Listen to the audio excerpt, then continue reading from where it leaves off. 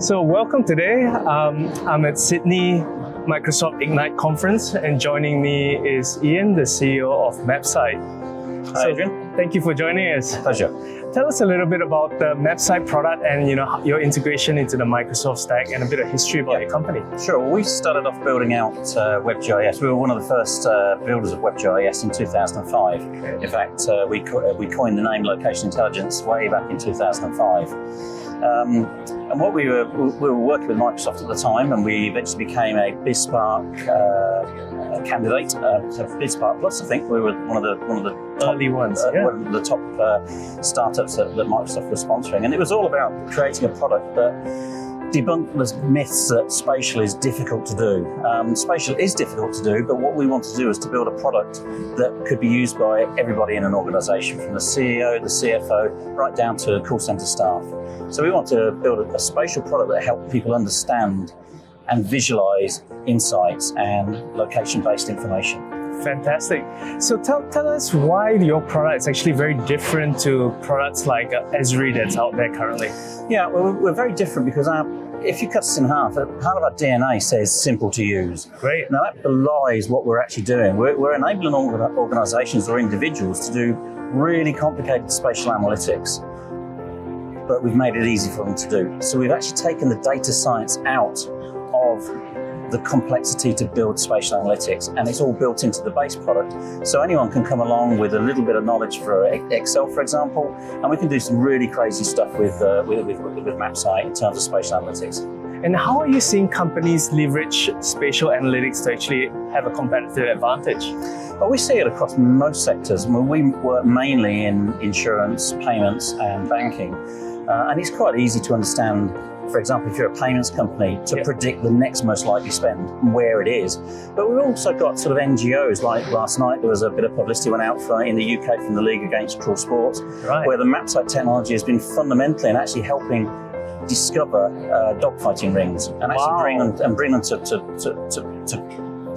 the police. So we use, predicting next most likely spend. We use to predict where branches should be closed, where ATMs should be shut or branches should be opened, all the way through to using the product to embargo insurance claims, and NGOs looking to do something clever with rather foul things like dogfighting. Wow, that's a fantastic product, it seems. So tell us a bit about your future plans, where we have current connectors that we can attach your product to. Yes, so our key future lies in two key critical areas. One is the Spatial Data Hub, where we're collecting, building, and creating new data. So we work with people like Visa and Mastercard on spend data. We work with people like TomTom on vehicle movement data, and also people movement data. We create data, for example, bushfire data, flood data.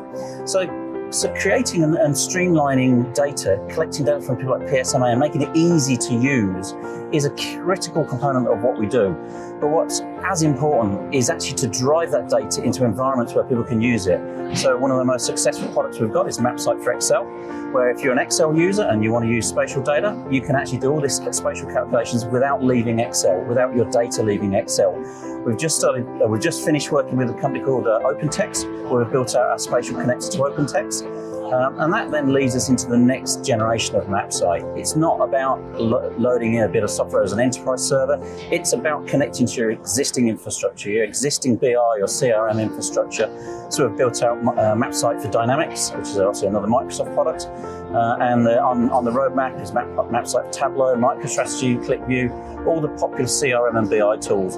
But the key critical thing is having a spatial data hub full of beautiful, very valuable data and connecting it directly into your existing BI infrastructure through a Mapcite add-in. Yeah, so that's really a fantastic product. So essentially you're democratizing spatial analytic visualizations for your customers. Yes, it's the visualization, and it's also the ability to create new data. For example, the bushfire data that we've created, what we're enabling organisations to do is to take pretty fundamentally two-dimensional data like vegetation data, like where are houses and what the roof constitution of a property is, and actually do some pretty interesting calculations to work out the risk of that property if bushfire is within, say, half a kilometre of the property. So yes, visualisation is a key output, but another key output is in creating data that Financial value. for insurance companies, the citizen or the bank.